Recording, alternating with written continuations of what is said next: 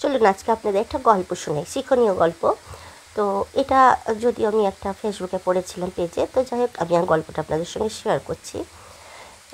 এক বাবা তার সন্তানের অনেক রাগ ছিল, তো সন্তানকে ডেকে বলেছিল যে তুমি তোমার যতটা রাগ হবে, যতবার রাগ হবে ততবার তুমি একটা দেয়ালে বা বেড়াতে পেরেক ঠুকে লাগিয়ে দেবে। তো তার প্রথমে 37 বার রাগ হয়েছিল, তো 37টা পেরেক ঠুকেছিল।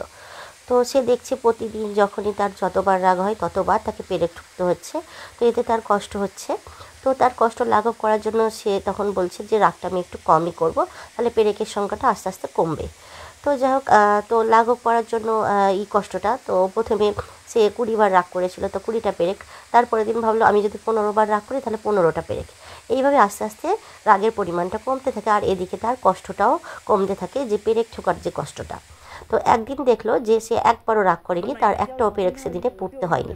তখন তার বাবা তাকে ডেকে বলল, এই যে তুমি রাগ করলে না, তার জন্য কিন্তু তোমাকে পেরেক পুড়তে হলো না, চলো তাহলে তোমার মধ্যে রাগ নিয়ন্ত্রণ করার ক্ষমতা এসে গেছে। এবারে তুমি এতদিনের যে পেরেকগুলো তুমি লাগিয়েছিলে তুমি একটা একটা করে খোলো। তো বাবার আদেশ মতন সে প্রত্যেকটা পেরেক খুলতে থাকে। তো যখন সমস্ত পেরেক খোলা হয়ে যায় তখন তার বাবা তাকে আবার ডেকে বলে যে তুমি এই যে বেড়াটাতে বা দেয়ালে যে পেরেকগুলো লাগিয়েছিলে, তো এখন দেখো সেগুলোতে একটা করে কিন্তু ক্ষত দাগ রয়ে গেছে। তো তাহলে আমরা যখন রাগ হয় আমাদের, তো রাগের বশেতে আমরা অনেক সময় অনেক জনকে অনেক কিছু বলে বসি বা অনেক কাজ করে থাকি। তো তার জন্য ওই যে ক্ষতটা রয়ে যায় সেটা কিন্তু কোনোদিনই সেটা ভরা যাবে না বা ওটাকে ঠিক করা যাবে না। তো সেই কারণে আমাদের কিন্তু রাগ সবসময় কন্ট্রোল করতে হবে, আর রাগের বশে আমরা আজে বাজে কোনো বিহেভ বা কাউকে কিছু ছোটো বড়ো কথা বলবো না, তাহলে কিন্তু এই দাগটা রয়ে যাবে। তাহলে আগের অবস্থায় আমরা কোনো দিনই তাকে ফিরিয়ে আনতে পারবো না। ওই দাগটা বা ওই যে দেয়ালটা ছিল সেটাকে কিন্তু আমরা নতুন অবস্থায় আর আনতে পারবো না।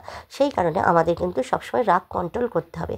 তো যাই হোক, এতক্ষণ আমি যে ভিউজগুলো বা ভিডিওটা দেখালাম এটা ছিল ঘাটশিলার ভিডিও। তো জানি না ভিডিওটা কি, আমার এই গল্পটা যদি আপনাদের ভালো লেগে থাকে তাহলে অবশ্যই একটা লাইক করবেন। তো দেখাবে পরবর্তী ভিডিও, ততক্ষণ টাটা বাই বাই, আল্লাহ হাফেজ, আসসালামু আলাইকুম।